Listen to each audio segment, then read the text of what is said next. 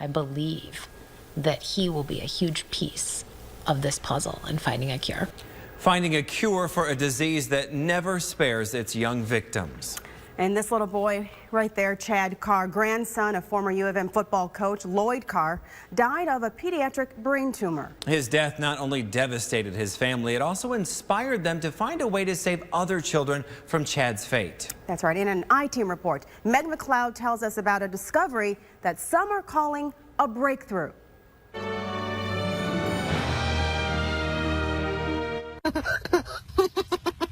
It's been nearly 2 years since Tammy Carr got a kiss from her little boy. I know that very well.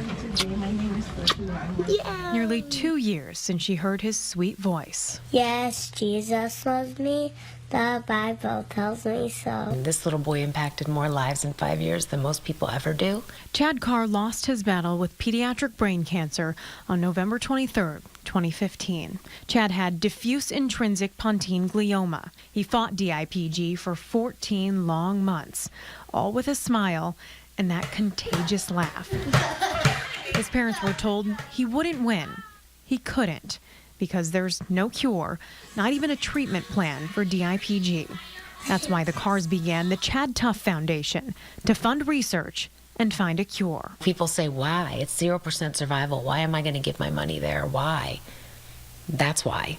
Because you have to try. You have to start somewhere. And there's a lot of room for growth. And we're going to make a dent in this thing. And they did. In September, doctors announced a breakthrough after studying Chad's tumor. This is the needle in the haystack.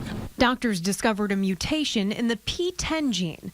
The PTEN gene normally keeps tumors from growing.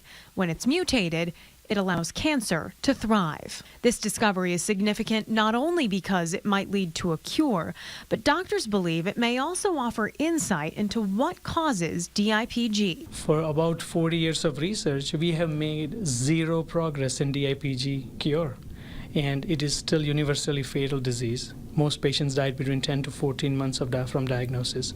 So discoveries like this are going to be a small step forward. Dr. Rajan Modi says one of the first big steps to come from this is encouraging other DIPG families to do what the Carrs did by allowing doctors to study Chad's tumor after he died. When I think about what it's going to look like, 10, 20 years from now, I believe that he will be a huge piece of this puzzle and finding a cure. Even though Tammy sorely misses seeing Chad playing in the living room with her dog Tootie. Good job, buddy. And dancing with his brothers. She says her family feels blessed to know that through all of this pain, Chad's purpose here on Earth was part of a much bigger plan. So many people never get to see that picture, and we at least get to see a little part of it. To see how our story, how Chad's story is in the big picture of things. We're such a small piece of God's big picture. As the Carrs continue to fundraise for Chad Tough, Tammy says she knows Chad is cheering them on. He's looking down on us, he's smiling, and we see the bricks laid out in front of us for the next step, and he's doing that. He's showing us the way. Yes. Good job, buddy.